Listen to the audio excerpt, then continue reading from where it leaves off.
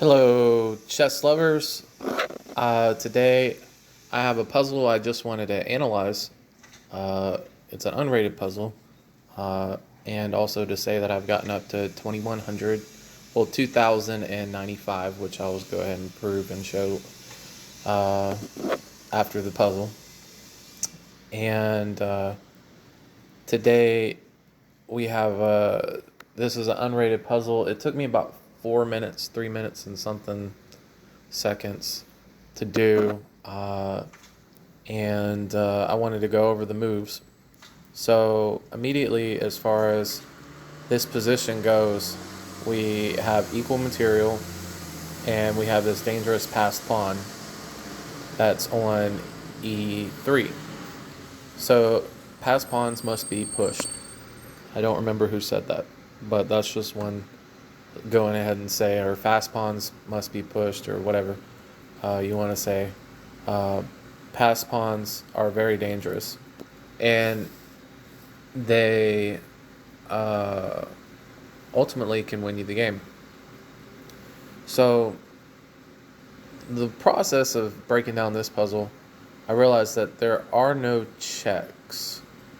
Um, there is one check that is sacrificing the queen, but that doesn't really get us anywhere because we also have back rank issues. The back rank issue is going to be uh, prevalent throughout this puzzle as well. So the first move that I wanted to do is I wanted to be able to, what if I could move my pawn to e2? That would provide a dangerous threat of being able to move the pawn to e2 and promote and win the exchange at least. So, if not win the rook as a piece. So, e2 immediately is just going to be taken by queen takes e2. So, deflecting the queen from the e file might seem a little bit harder than managed. But what we can do is we can uh, deflect the queen from the uh, e6 square and open up a line of attack from the rook on d8 to the king. What this does is this basically means that, okay, if I push e2 and you take with my queen, if we move this knight, which would be knight to c5, would be the correct move. We could go ahead and pin the queen to the king. So we have to look a little bit further and deeper into that for this puzzle, because we also have back rank issues.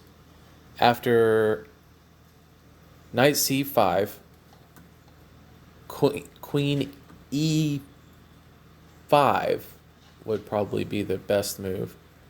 Pawn push e2, then if rook to e1, we could go ahead and fork the queen and the queen, the queen and the rook, I'm sorry, and we will win one of the pieces.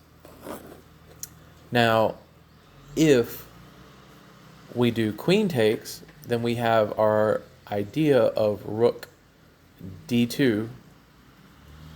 If queen takes, queen, and check, and we're almost out of the woods as far as our king safety is still a little cramped in the corner. But the following moves, which I'll go ahead and play, will be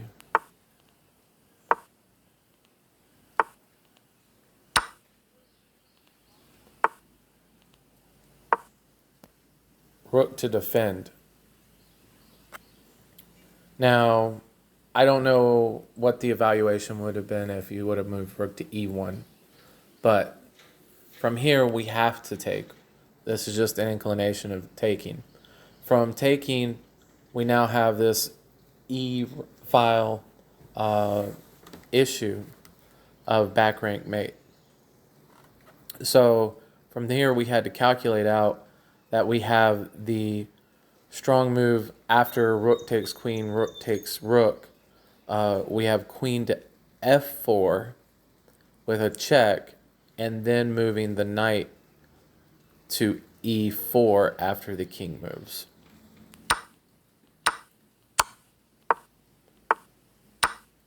After rook takes, it's game over.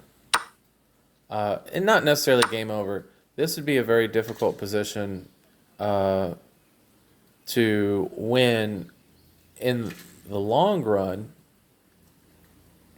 with kind of a fortress thing going on for white. But being as which, we could ultimately sacrifice the queen and a pawn and the queen for a pawn and a bishop to be able to win the endgame after we win the h3 pawn. So this will be fine, and we are able to win. So there you have it. This might be a 2200, maybe 2300 puzzle. It is currently rated pending with a 15.2% pass rate, a speed bonus of 84, and is puzzled 1,207,988. There's been 125 attempts made. So it looks like this is probably, like I said, newer. This is a newer puzzle. And it took me 4 minutes and 1 second to complete. And there you have it. I'm almost at 2,100, so I'm going to post up 2,100 puzzles. Took me, like I said, 4 minutes.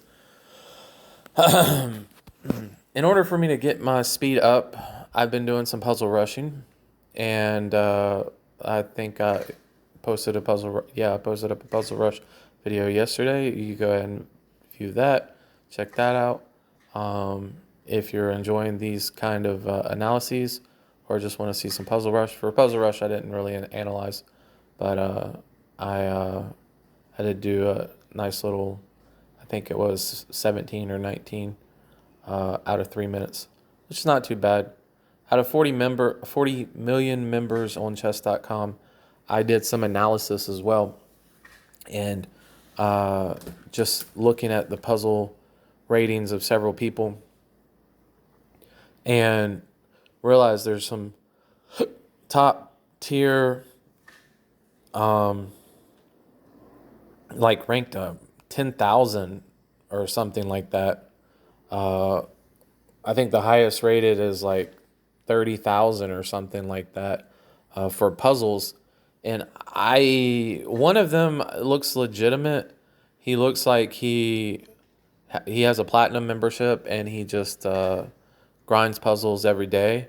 But as far as the rating of the 30,000, I'm not sure as far as how you would get up there without playing to perfection. And you probably have the memorization of a chimpanzee, which I say that, and chimpanzees apparently have really good memory.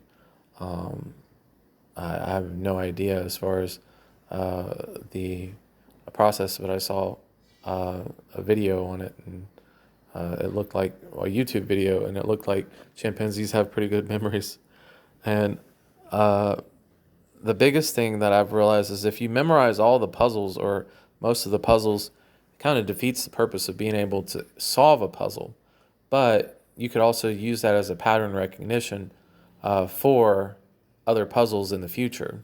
There are simple tactics and stuff that, as far as knight forks and removing defenders, pieces that are hanging, pins, skewers, tactical tools that you can go ahead and utilize, and just memorizing, of course, everything that can lead you to victory in these puzzles. So there you have it. Hope you enjoyed. Feel free to like and comment. Thanks.